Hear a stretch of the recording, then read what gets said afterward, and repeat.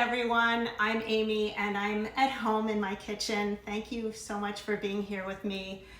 Today I am making what I'm cooking for dinner tonight, and that is a spicy crispy tofu rice bowl. This is something that I make, I think, every single Wednesday night. So I'm pretty happy to be able to make it right now, and I'm really glad you're joining me. The first thing I'm going to do is prep my onion and my garlic, and I'm going to get that sauteed on the stove before I add the rest of my ingredients. And while I'm chopping, I want to talk a little bit about a chef that passed away today, Floyd Cardoz.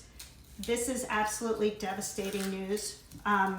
He was incredibly talented. I didn't know him, I never worked with him, but he really had a big, vibrant impact on the Indian culinary world. He was on a lot of Food Network shows. He had a great personality and great talent, and it's just devastating that he passed away from coronavirus. So at first I was thinking, I'm not going to do this today because I think, like all of us, it's just really sad. But on the other hand, I really want to keep cooking, and I want to look ahead to the future, and I want to think positive thoughts because I know this is going to end. So chef, this one's for you.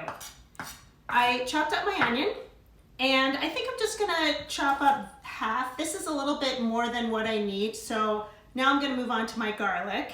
And this is a big old hunking piece of fresh garlic, and I call up my measurements a 1-inch piece, but this is really big. So I'm just gonna grate it until I feel like I have enough, and I'm gonna eyeball it. There are all kinds of different ways to chop up and grate garlic. A lot of people just take a spoon and rub it across the outside. That's probably the most efficient way to do it. But Vivian Howard from Chef and the Farmer taught me how to do it this way, just to chop it up with your knife. I mean, you're already holding your knife to chop up onions, so I'm with you, Vivian, and that's how I'm doing it. So I'm gonna go back to the stove, and I'm just gonna heat up some olive oil, about a tablespoon. And while that's heating, I'm gonna get all of my ingredients ready. This is a really great tool when you're scraping things up. It's called a bench scraper, and it's really, I think it's for pastry, but I use it for everything. So I'm just gonna scrape up my onion, and I'm gonna put it right in. And it's okay if the oil isn't super hot yet. It'll definitely heat up really quickly. And then to that, I'm gonna just grate ginger right in here. And I'm gonna grate about 1 inch of a piece.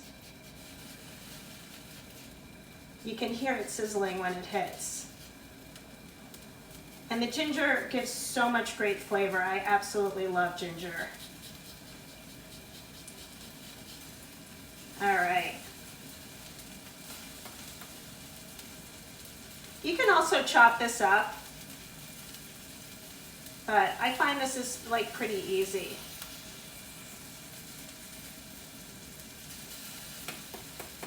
All right, so we have our onions and our ginger. I'm gonna turn that down a little bit and stir it. We have our onions and our ginger cooking, and I'm gonna go back and I'm gonna get my other ingredients ready. So the star of the show is a can of coconut milk. It's unsweetened. And the nice thing about coconut milk is you can cook with coconut milk, and it's very rich. It has great flavor, really good for you, and it's vegan. So I'm gonna put a whole can of coconut milk in, and then I'm also going to measure out some red curry paste and some fish sauce. And these are ingredients, you can pretty much find these ingredients everywhere now, but here, come back while I put this in. Look how great that is. I'm going to turn the heat up so it comes to a boil. You can find these ingredients everywhere. I mean, I got this at Whole Foods. And by the way, I'm going to publish these recipes in my feed. So you don't have to worry about measurements because I'm not measuring. That's about a tablespoon. That's me. That's my style. So this is the broth that is going to pull the whole dish together. And the last ingredient that I'm going to put in is lime. I'm going to zest and juice a lime in here. This is going to come to a boil and it's going to continue to thicken up as it boils. So here goes the lime, and I think I've mentioned this before in other live videos that I've done. I love to use the zest and the juice from all citrus.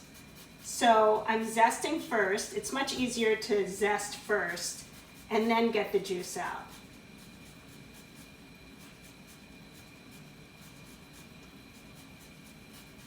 Okay, so there's the zest, and I'm just gonna cut my lime in half and juice that in.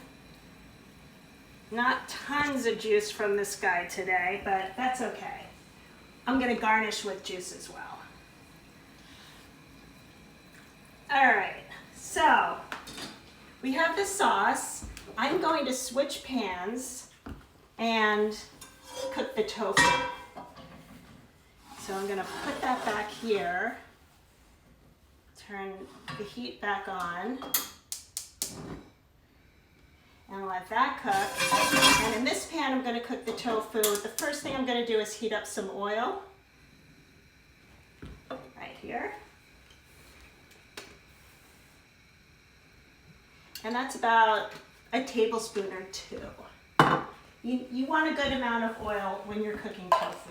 So come on back here, Will. Mom, Peter McIntyre wants to know what we're making here. Hi, Peter McIntyre. I think you missed the beginning of it. No problem. We are making a rice bowl with tofu. I have a sauce going right now with some coconut milk and some fish sauce and red curry paste and some lime, and now I'm going to cook the tofu. So perfect timing, Peter. Oh, and we have a question from George Steckel as well. Hey, George, how are you? How's everything in Austin? I'll let you know if he responds, but okay. He wants to know if we can use chicken instead of tofu. Absolutely, that's such a good question. Yes, George, you can use chicken, you can use pork, you can use beef. You want to have it the same size as the tofu, like boneless and cut up into cubes, but 100% yes, that is super question. In fact, a lot of times I don't use tofu, but I love tofu and I love how it gets crispy, so I wanted to show how that works. So this is tofu, and you will notice, well, if you can get in close here, there's a lot of water in tofu. So when you pull it out of the package, you want to put it inside either paper towels or a clean dish towel, which I did. I just put these two pieces, they were originally the same size as that tofu. I put it in this clean dish towel, wrapped it up, and then I actually put one of these skillets right on top. And I'm just turning my heat down. And I pressed it down to get all of the liquid out of it, and that will make them get really super crispy. The chef who taught me how to do that is Amanda Cohen from Dirt Candy, and that's what I do all the time. So I am going to cube my tofu, as easy as that, and I'm going to place them in my pan, which is really hot and smoky right now.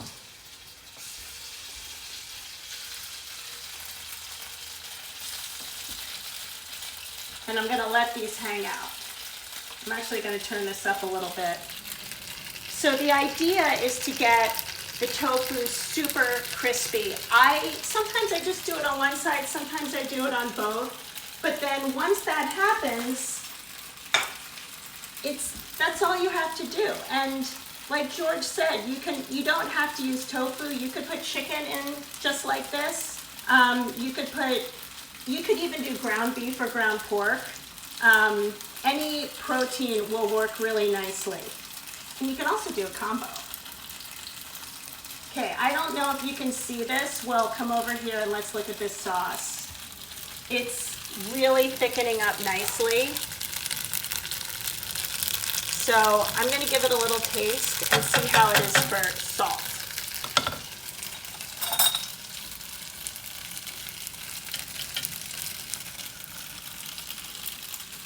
It's perfect. It really doesn't need anything. I'm just going to keep it as is. The fish sauce has a lot of natural salt in it. Fish sauce is this great umami flavor. It's like a little anchovy-y.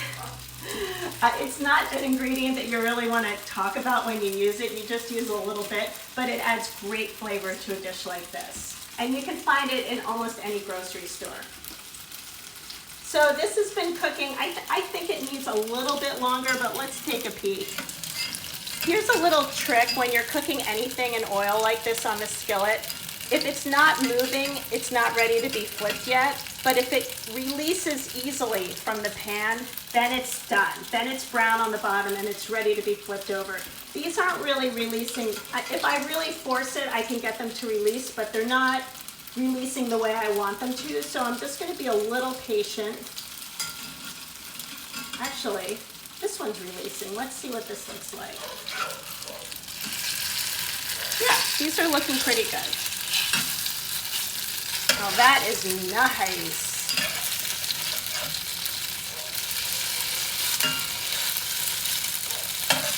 I like these a little bit more brown. There's a term in the chef world, it's called GBD. Does anyone know what GBD stands for? I'm not going to give it away right away. Let's see if anyone writes in and says, that's really nice in GBD. That's what I said, GBD. I can't believe nobody knows, or nobody wants to write in and say. Peter McIntyre, no thoughts on that? Nothing yet. Nothing yet. George knows. Oh, George, of course you do. George, tell us. GBD, please. Golden brown and delicious. Woohoo! You got it. Thank you, George. George, I'm going to call... Joshua knows and Peter knows too. But who knows if they were copying. Everybody knows. GBD, golden brown and delicious. So these are looking pretty tasty. I'm going to get a bowl, turn off my heat, and stick them in the bowl.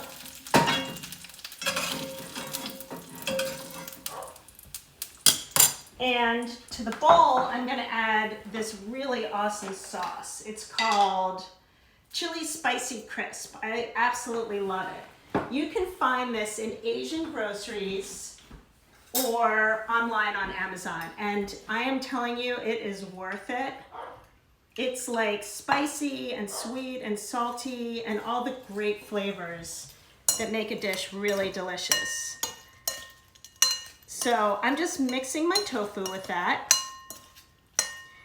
And we are ready to assemble our bowl. So I'm gonna put that right there. All right, so here's how you do it. I made some rice. Can everybody hear Daisy barking, do you think? Or is it just us? Who knows? Our dog Daisy is outside barking her head off. We put her outside so she wouldn't bark inside, and now she's outside barking. But we all love our dogs right now, so I can't say too many bad things about her. Anyway, this is a really cool trick to assemble a rice bowl. I always put spinach in the bottom, raw spinach, and it's just a bag of spinach that I bought. And then I put the rice on top, and if the rice is hot, it'll automatically start to kind of cook down the spinach. I just like to have a lot of vegetables in my rice bowl. And then I'm going to bring over my sauce. I